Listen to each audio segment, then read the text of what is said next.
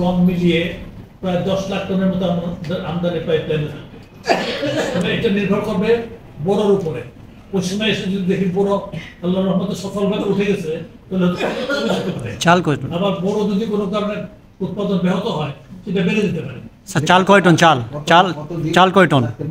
আপনার এটা তো অব্যাহত কার্য কন্টিনিউ মাত্র হচ্ছে। আপনার বড় টার্গেটটা হচ্ছে ধরুন বড় ইয়ে শুরু হয় জেনারেলি 15 এপ্রিল, পয়লা বৈশাখ, 14 এপ্রিল, পয়লা বৈশাখ মাস থেকে শুরু হয়। এবং বড় হাওড়ের বড়টা হারভেস্টিং ওই সময় প্রথমে হয়, এবং সেটা হচ্ছে যদি আপনার মে মাসের মাঝামাঝি পর্যন্ত সময় পাওয়া যায় তাহলে হাওড়ের ফসলটা 10% উঠে যায়। বাকি অঞ্চলটা মোটামুটি ভাবে বন্যার থ্রেট কম। হাওড়ে প্রায় 25 লক্ষ টন বড় উৎপাদন, 25 লক্ষ টন বড় চাল উৎপাদন। আমরা ওটার উপর নির্ভর করছি এবং ওটাকে গুরুত্ব দিচ্ছি আর কি। এবং অ্যাজ ওয়েল এজ আমাদের সকল যে কোনো ধরনের পরিস্থিতির জন্য আমরা প্রস্তুতিও আছে। স্যার আপনি বলছিলেন আমদানি নেইবারিং কান্ট্রিগুলো থেকে, সেক্ষেত্রে ভারত ছাড়া কোন কান্ট্রি প্রায়োরিটি পাবে স্যার? বিশেষ করে আমরা বাই দিস টাইম মায়ানমার থেকে 100 টন চালের জন্য আমরা চুক্তি হয়েছে। তার মধ্যে 22,000 টন চাল অলরেডি চট্টগ্রাম বন্দরে গেছে। গতকালকে আপনারা হয়তো আপনাদের অনেক টিম চ্যানেলে জিনিসটা আসছে, আমি ওখানে গিয়ে শুধু আমদানি খালাস করলে হলো না, তাৎক্ষণিকভাবে আমাদের মুভমেন্ট স্টোরেজ বলে একটা অংশ আছে।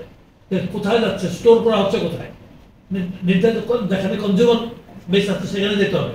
ভারত সম্ভবত লক্ষ্য করছেন। আজকেও কিন্তু আমি ইলি হাকিমপুর উপজেলাতে দিনাজপুর জেলা ইউএনওর সাথে সকালবেলায় মিটিংয়ে বসার আগে আমি কথা বলেছি। আমার কাছে একটা হোয়াটসঅ্যাপ মেসেজও আছে।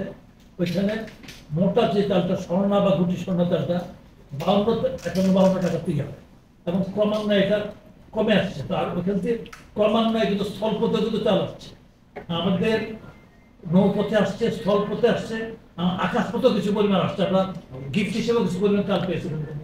স্যার একটা বিষয় আপনি বলছিলেন যে মোটা চাল 55 টাকা কেজি, আপনি একটা হ্যাঁ স্যার মোটা চাল স্যার আপনি খোঁজ নিয়ে দেখেন যে এখন একজন যে রিক্সা চালায়, আমি কয়েকদিন আগে নিউজ করেছিলাম, বস্তিতে থাকে, তার পরিবারও আসলে মোটা চাল খায় না স্যার।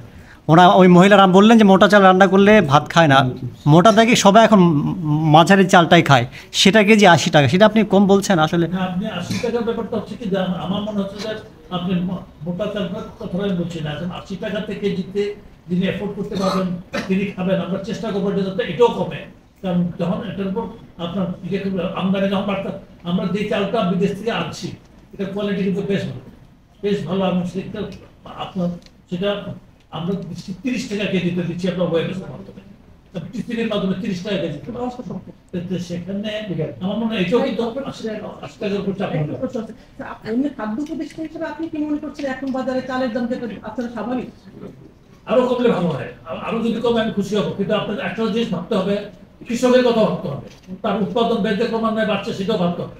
স্যার এখন স্যার কৃষক পাচ্ছে না, আমি তো আমার ওই নওগাঁতে কৃষকরা যেটা আগে বিক্রি করে ফেলেছেন, এখন যারা স্টক করেছিলেন তারা মূলত বেনিফিটটা পাচ্ছেন না। স্টক যারা করেছিলেন তারা বেনিফিট পাচ্ছেন, এটা যেমন ভাবে যে কথা আছে, গভর্নমেন্ট তো স্টক করেছে, গভর্নমেন্ট প্রায় 4.5 লাখ টনের মতো অলরেডি আমাদের গুদামে চলে। এখন তো বাণিজ্য তো কিছুটা হবে, তার মধ্যে যাতে কৃষকরা যাতে একটা মানে পর্যাপ্ত প্রফিট সব ইয়ে পায়। স্যার ছোট করে জানতে স্যার, আওয়ামী লীগ সরকার যখন ছিল তখন দাম যখন বাড়তো তখন বাইরে থেকে বলতাম যে সিন্ডিকেট, তাদের দলীয় লোক সিন্ডিকেট করেছে, বাজার ম্যানিপুলেট করেছে। এখন তো একটা নিউট্রাল গভর্নমেন্ট, তো এখন স্যার কেন দাম বাড়ছে আপনারা সেই জায়গাটাতে? আপনি কিন্তু দাম কিন্তু এখন বাড়ছে না, মাঝে বেড়েছিল, এখন কিন্তু ক্রমান্বয়ে কমছে।